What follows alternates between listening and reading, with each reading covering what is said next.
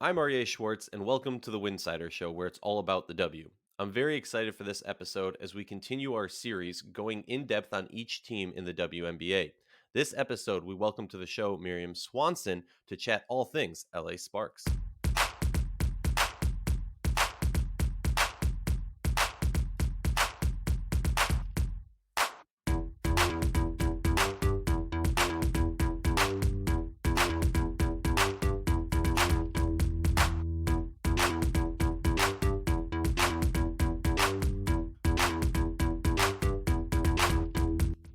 If you like our show, please consider joining our Patreon community, patreon.com/Winsidr. For less than a cup of coffee a month, you can directly show support for the hard work we do covering the W. And don't forget to see our amazing staff's written content over at winsidr.com. That's winsidr.com. And remember, downloading the episode makes our stats better and the listening experience better. It allows us to continue doing this important work. Mirjam, welcome to the show. So happy and excited to have you on. I've seen you across the Zoom sphere for it feels like forever now. I've read your Mhm. articles for a very long time. Very excited to chat LA Sparks with you. How you doing? Hey, Aryeh, thank you for having me on, and I am excited to chat Sparks with you as well. Well, let's get into it. But before we do, can you tell the folks who are listening, hopefully millions of people listening, where Millions. millions all across the world? Actually, it's funny because ever since we started covering a walk, our Finland numbers have gone up through the roof. So we got to start covering more I love international it. players better. I find it hilarious to always like, look, shout out to LA as one of the highest hitting states in America who listens to our podcast. But tell everyone where they can read your stuff and see your WNBA thoughts. You can, if you want to follow me on Twitter, I will link to everything there, and that is at Mirjam Swanson. And Mirjam is spelled funny. It's Mirjam Swanson. And otherwise, if you go to the dailynews.com /WNBA /Sparks, or there's a drop down menu. We have a Sparks page where, it's all compiled. So everything you want to know about Nia Coffee right there.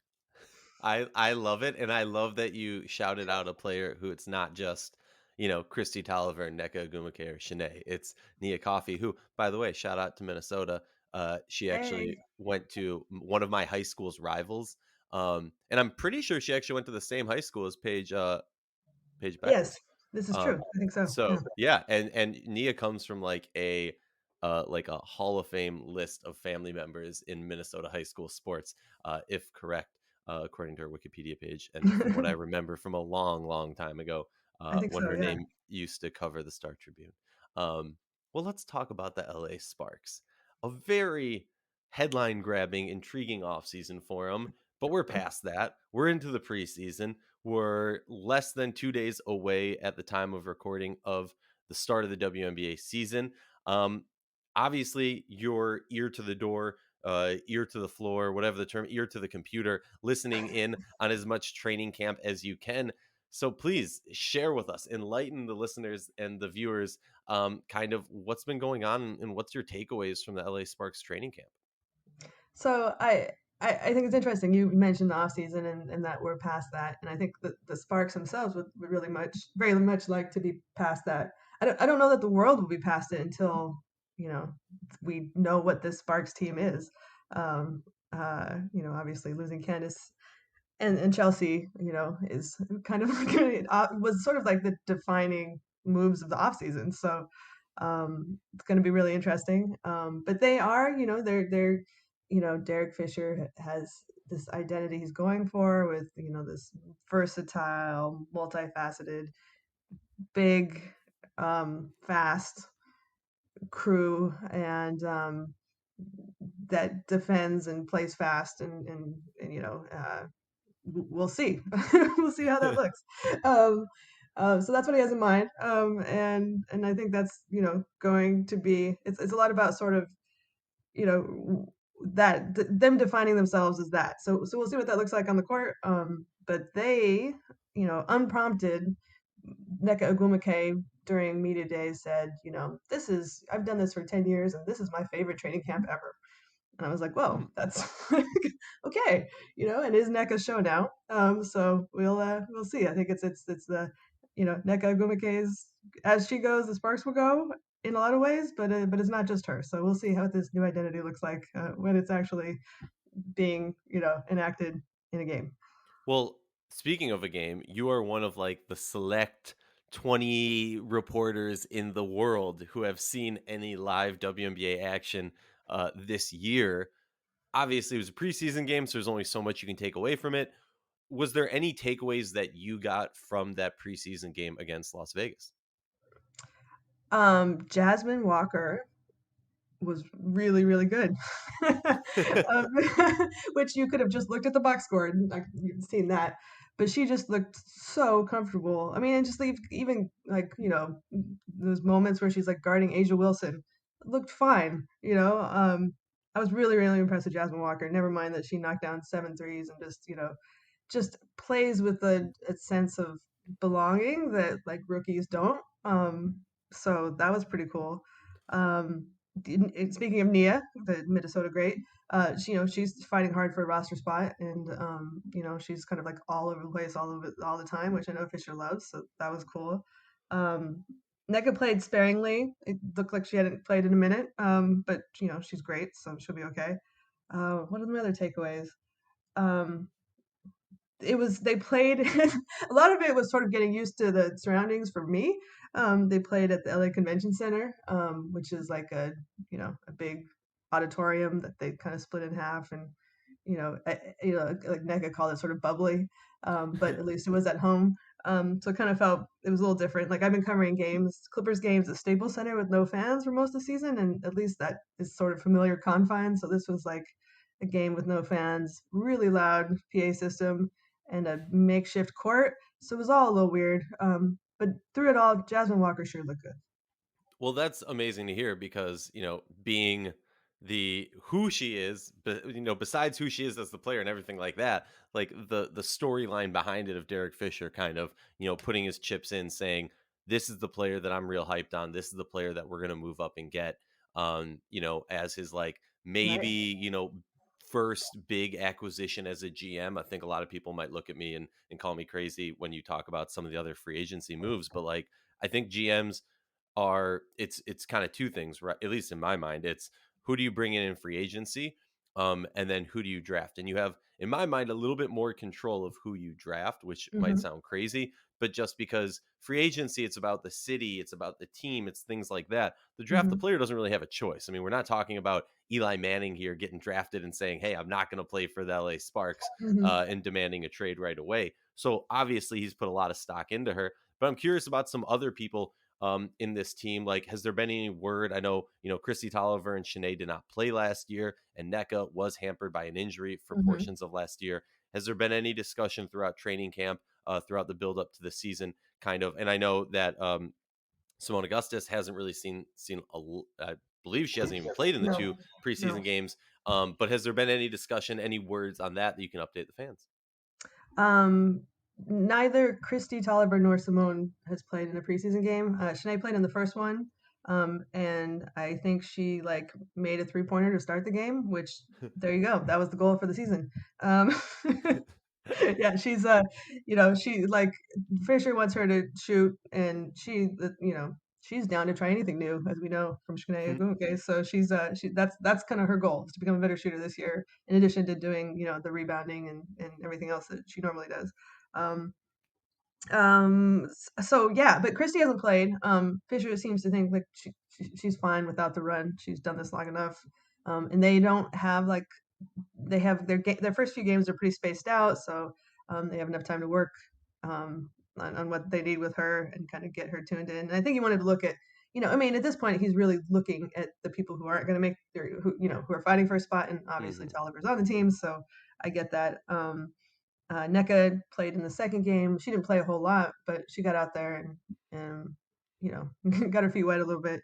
Um, so that's what I can tell you on that front. But as far as I know, Christy and Moan are healthy and good to go. Just they're vets and didn't need to play in a preseason game because they're too old and above it.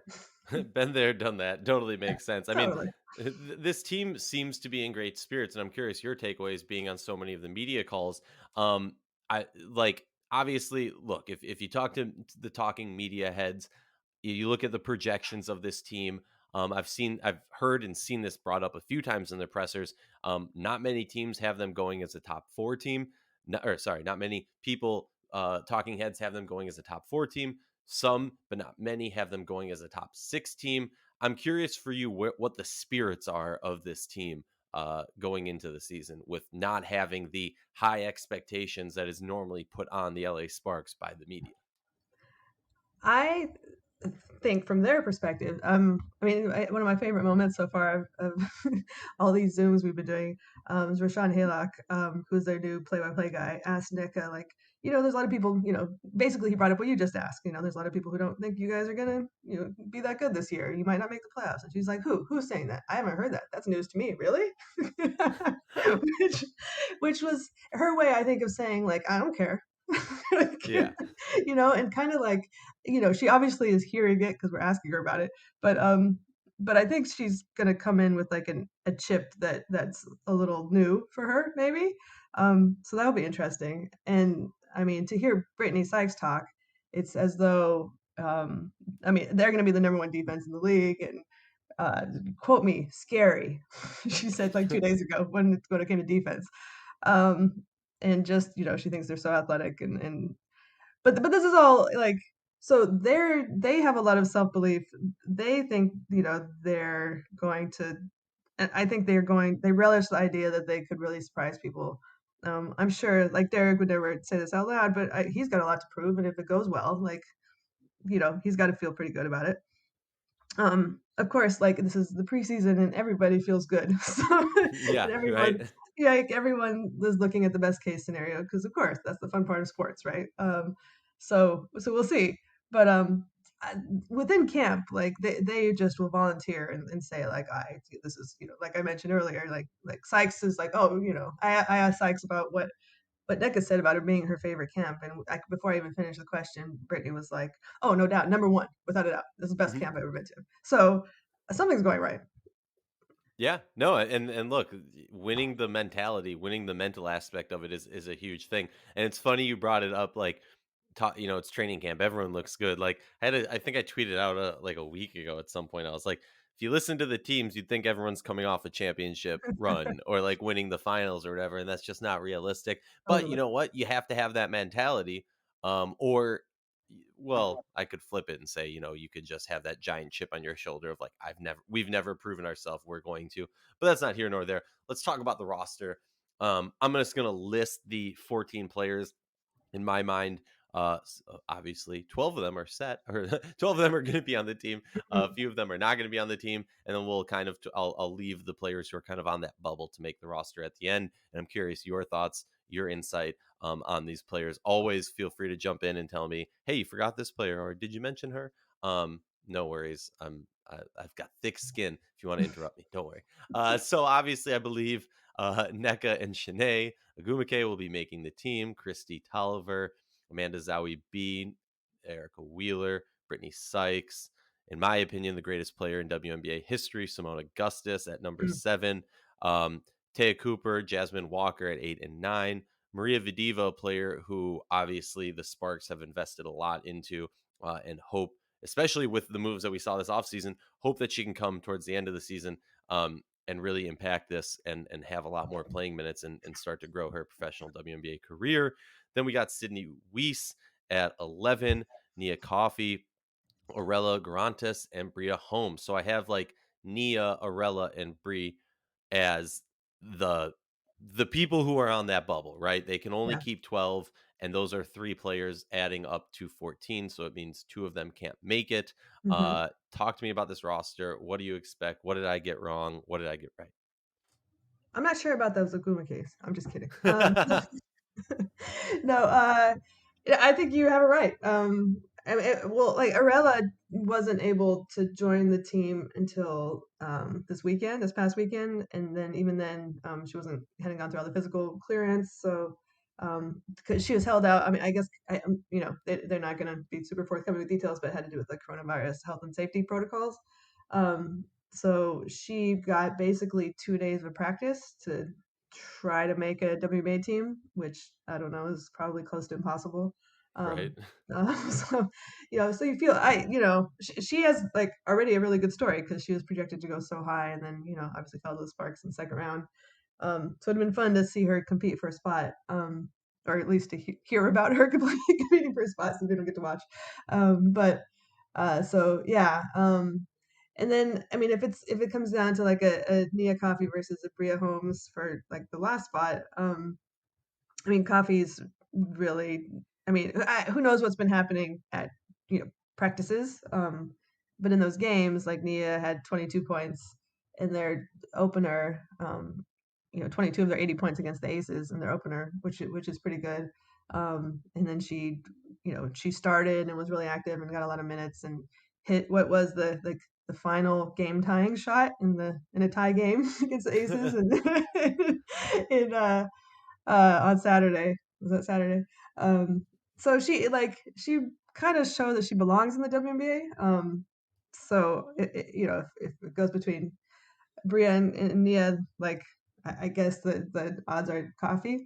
Um, and then of course there's Vadivas who will come back later. And I guess from what I understand, they could cut someone later and to add her. I think Aryeh, is that right? I believe that is right because Okay. they have the cap space to do that. Yes. Okay. Um, so that's like But pushing it. To be fair, Richard Cohen or some of the CBA smarters, might jump down my throat and tell me that I'm completely wrong. If I am, I apologize. That's my understanding. Same. But This continue. has been how it's been explained to me, but I could have misunderstood. So, um, but yeah. So whenever she's available, like she'll be here. But for now, um, yeah, it looks like Arella and Bria are probably on the outside, um, unless something's happened that I'm not privy to. Yeah, and to echo what you said, it's really hard to make a WNBA team. It's near impossible to do that when you have like 2 days to show off what you can do. So definitely feel for her, and I echo what you say about Nia. Like she's a player where, in my opinion at least, obviously like it's really hard for young players. I always say you can't judge a WNBA player until they're like in that 3 to 5 year window. But Hmm. that's also with the assumption that they're getting legitimate minutes. Nia Right. Coffey has not gotten legitimate minutes, and when you don't get Exactly. that, you hamper your ability to grow. Obviously, you can grow overseas, but you hamper your ability to grow and show the coaches in the W what you can do. She's one of those players that like I've just been waiting for her to fall in the lap of a team that can give her appropriate amount of minutes. And I hope it's LA Sparks. Because realistically, like this could be a spot where she could get those minutes and really do some stuff. Let's dive into the nitty gritty of the LA Sparks, the strengths, the weaknesses, the ceiling, the floor.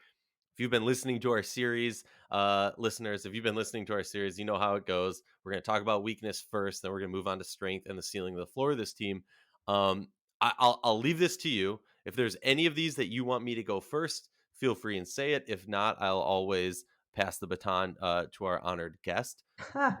So, what do you think the weakness of this team is going to be this season?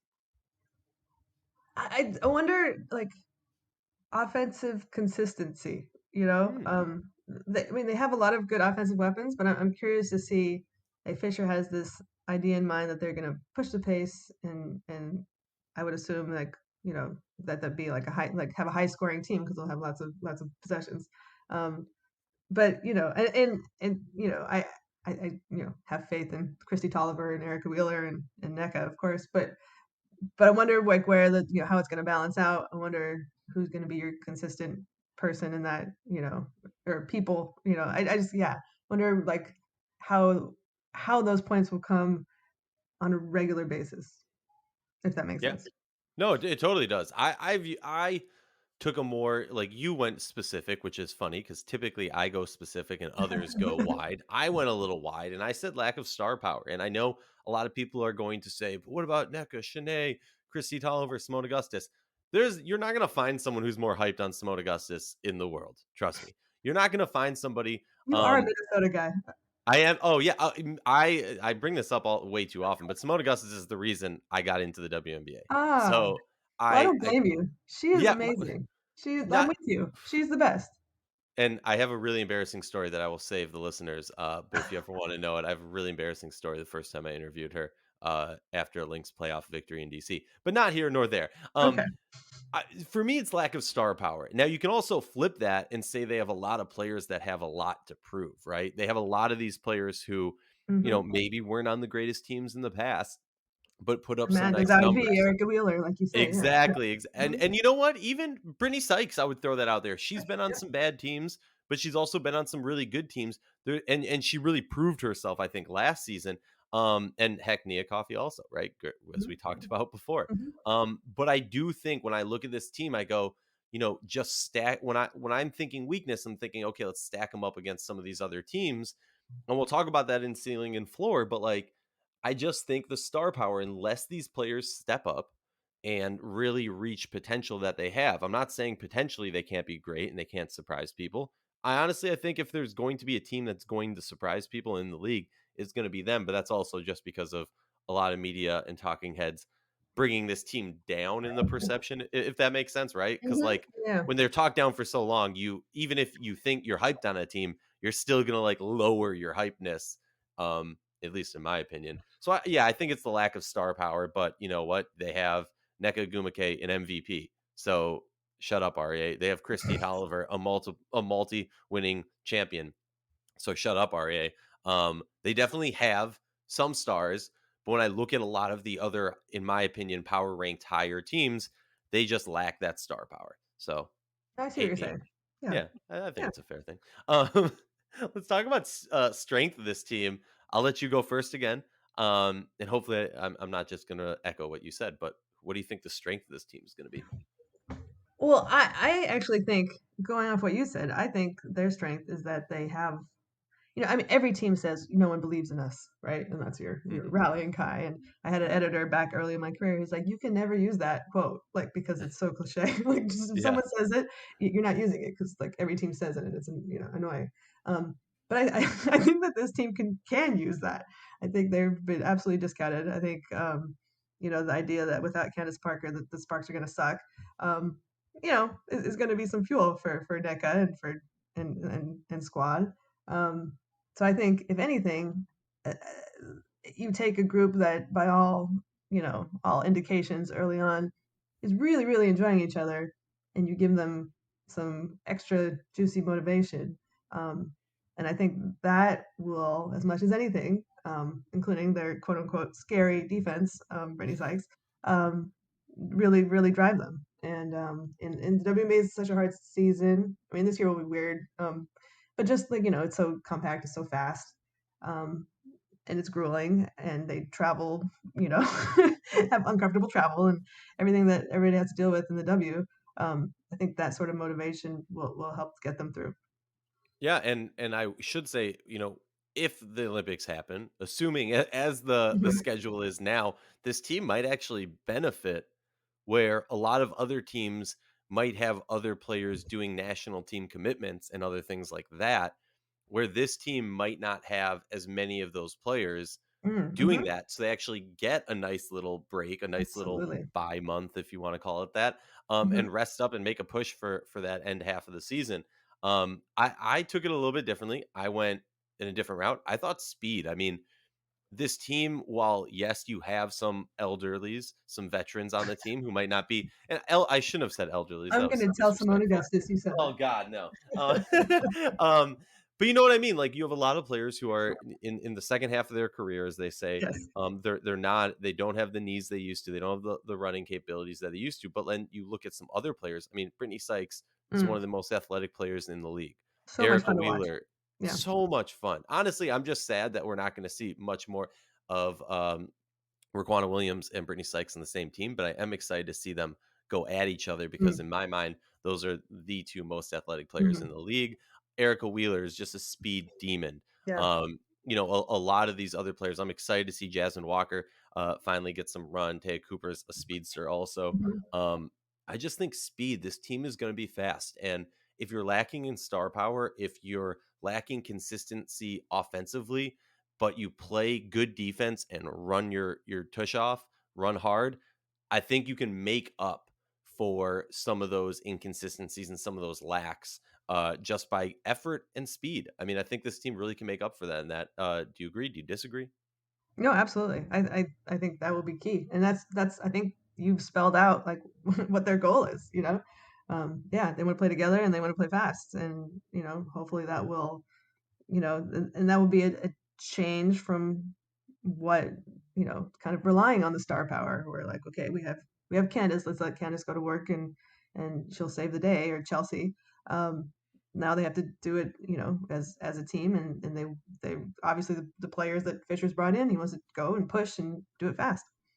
Yeah, and I would say, like, a critique that I had for a while, about the past LA Sparks teams was that they were too star power reliant. Hmm. So, like, to I love devil's advocating against myself.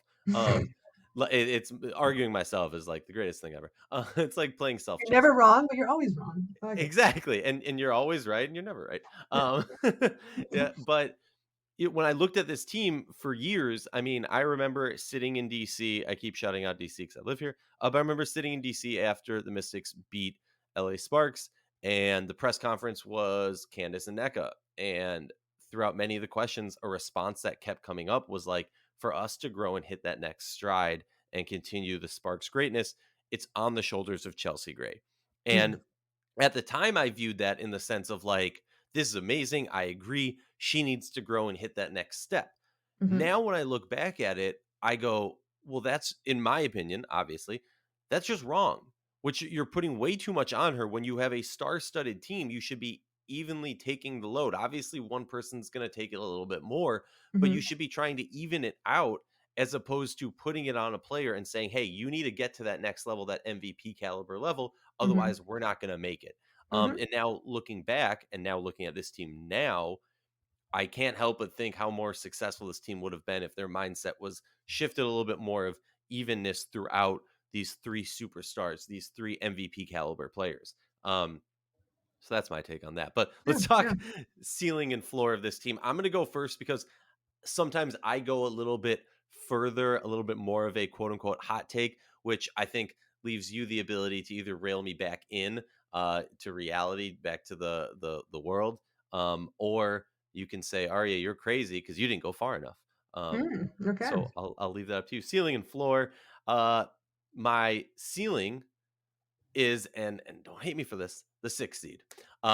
Maybe a 5 seed. I think there's many elements of this team that I really like, but at the end of the day, I'm not viewing this in a vacuum of how good this team is. I'm viewing it in a perspective of looking as far as like seeding at some of these other teams. And I just think Mm. there's a lot of really, really good teams that for me to sit here and say, hey, this team's going to be a top 5 team in the W come playoffs is going to be very tough because I would have to name, you know, Who teams that is would go who would go below them, right? Yeah, yeah, Like yeah. we always say, like, oh, this team's going to make the playoffs. Okay, well, who's not going to make the playoffs then? Mhm. Um, on the other end, not making the playoffs, I feel like would be the floor for this team. So they're in a very like small, squished together window, at least in my mind, of like the 6 to the 8, right? It's kind of ridiculous. I'll hate on myself. It's obvious. Um, but like at the end of the day, I think maybe I would be I would I be shocked if this team doesn't make the playoffs? Yes, but I think maybe more of my shock would come from the historicalness of who the LA Sparks are versus saying, look, this roster is going to be need to be coached well and played Yes, well to make the playoffs. Because yes. you look at some of these other teams, the Atlanta Dream are just, building up firepower. So are the Dallas Wings. And that's not even shade to the Liberty or the Fever. But I just think it's a tough situation for this team. But would I be shocked just looking at this roster and the other rosters around the league, and you tell me that the LA Sparks didn't make the playoffs? I wouldn't be like blown out of my mind shocked.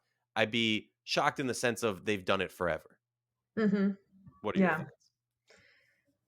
Well, I feel like I think that's a very realistic way of looking at it. But if I'm gonna go ceiling and floor and like, I don't know that I mean, there's such a ceiling and floor situation with the Sparks, right? Like, Oh yeah. they're so different. Their expectations are so bizarre compared to normal. That or not normal, but to past years. That like, yeah, it's I don't know. I think if everything goes right, if Fisher's, pace pushing offense works, if their defense, which has been like, top three, defensive rating the last two seasons with Latricia Trammell as their kind of defensive coordinator, is, as scary as Brittany Sykes thinks it will be.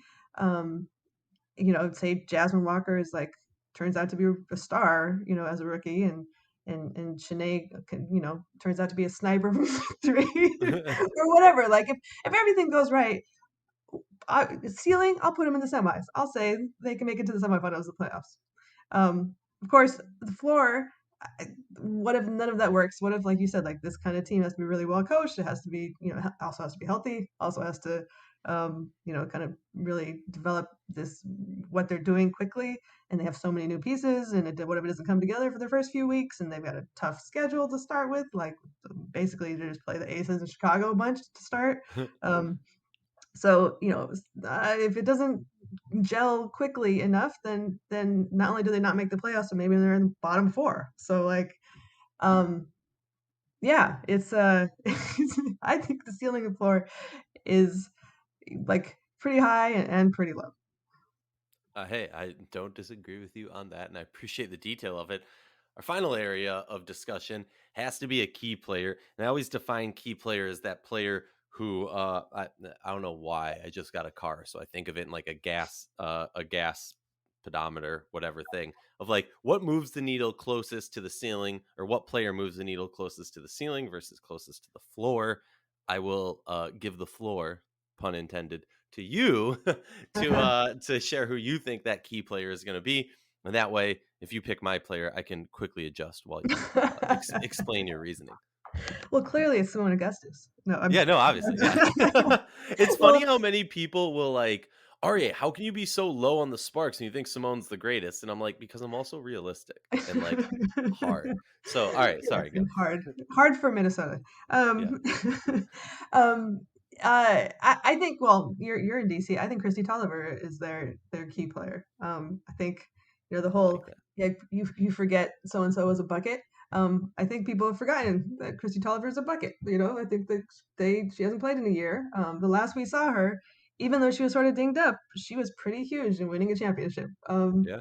So, and she's got a year off, and she's so smart and such a good basketball player, and I think she fits well with this team and feels comfortable here, and is so respected by everyone in this organization.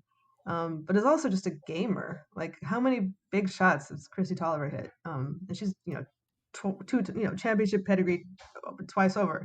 So I think she will be sort of like the key, you know, the key person who's not like NECA. Actually, that makes me think of a question that I don't know if it's been asked. I haven't seen it asked. I haven't seen it reported. So I'm curious, being as that you've been on all these media calls with Christy, has there been any question of like her thoughts? Obviously, she's only going to share so much, but her thoughts on when she signed to this team and how different the roster makeup is in comparison to what Hmm. she agreed to play for. Has there been any discussion of that? Because I know that was kind of like a Twitter talking point at one Yeah, point, and then yeah. it kind of died out. I mean, for sure, she was like, "Yeah, I'll come play with Candace and Chelsea." Yeah, right? And And that's then, like, "Oh, where's Candace and Chelsea?" oh wait, well, what's up, Erica and Amanda? Uh, but yeah, yeah. I think actually took me and Gwen from the LA Times. That was like her first question to Christy and her first availability this preseason.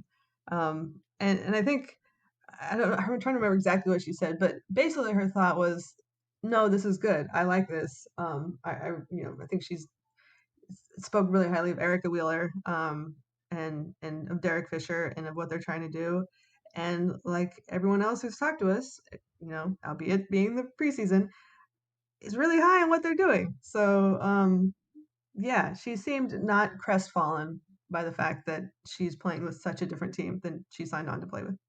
Awesome, and thank you for sharing. My key player, my backup was Christy Tolliver, in case you took my key player, Uh-oh. but you did not. My key player is Nneka Ogwumike. I mean, call it a simplistic, easy cop out answer, but when you look back over the past few seasons of when NECA was able to play and when she was hampered by Mm, injury and not able to play, the difference between this team, and I know the makeup of this roster is extremely different, but Nneka has kind of been that shining light, that leader, on the court, off the court, whatever it is. Hey, she's the leader of the WNBA players, right? Yes, yes. Um, but which gets brought up a good amount.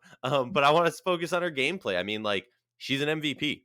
She Mhm. is a player who, if you look back at her MVP season, you have to rub your eyes, refresh the page a few times to make sure the stats are right. Mhm. It's that So insane, efficient. Yeah, that year. Yeah, yeah. so efficient, Yeah. and just like there's just so many aspects of her that I think she arguably could be the most underrated Mm, WNBA MVP of all time. Like, mm, I'm trying to look back at somebody who, and I can't think of anybody off the top of my head that has won the MVP that has been more underrated than Nneka. So, mm, like I said, love playing devil's advocate for myself, but I also think this key player thing kind of, it speaks to what I think the weakness is, the lack of the star power, and it also speaks to the strength.